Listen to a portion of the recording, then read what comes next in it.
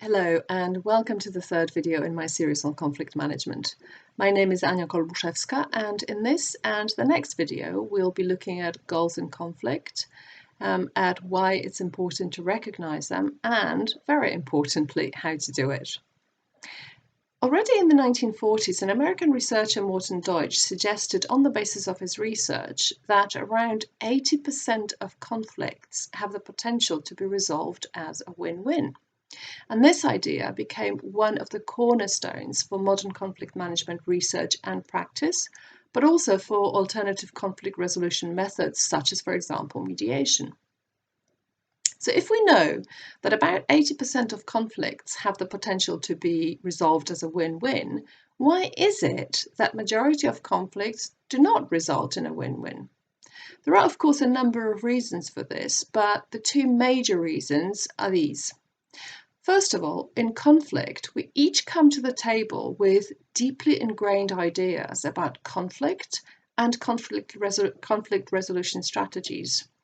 And these beliefs and strategies very often come from our childhood experiences, but they can also come from the education that we have received or from the culture or cultures that we have been immersed in. And it's very difficult to write over these beliefs, especially if we're not fully aware of them. And that is precisely why it's, in my opinion at least, absolutely crucial to try to understand better what your beliefs are in order to move forward. The second reason why majority of conflicts do not result in a win-win is connected with goals that each side wants to achieve. The sides usually have more than just one goal each. They usually have a whole list of goals each. They're not always aware of these goals though. And to make things even more difficult, the goals of each side may be internally contradictory. So the relationship between goals and the awareness of these goals for each side is one level of difficulty. And the next level of difficulty is added when we start thinking about the interplay between the goals of each side. So interplay of goals between the sides. So what about this interplay?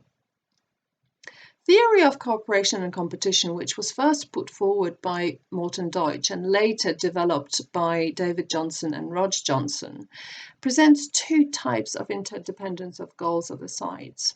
The first type is positive interdependence. And this type of interdependence can be explained as we swim together or we sink together. And the second type of interdependence is negative interdependence. In other words, if I swim, you sink, or if I sink, you swim. The type of interdependence largely determines the conflict process. Now, I have to say here that there are very few situations which are purely positive or purely negative. And this is because, as we have already said, each side tends to have a whole bunch of goals, with some of these goals correlated positively and some negatively. If most of them are interdependent positively, we are much more likely to deal with a situation of cooperation, which potentially leads to a win-win. If most of these goals are correlated negatively, we're dealing with competition, which potentially leads to a win-lose resolution of conflict. Now, goals that each side has in a confrontation are an expression of needs. So the key to realizing the potential for a win-win solution would be discovering the real needs that each side has and identifying as many goals which are positively interdependent as possible. And yeah, I know it's easier said than done. So next time, we're going to have a closer look at the specific types of goals that each side may have in conflict, and, very importantly, how to go about recognizing them. Until then, thank you very much and see you soon.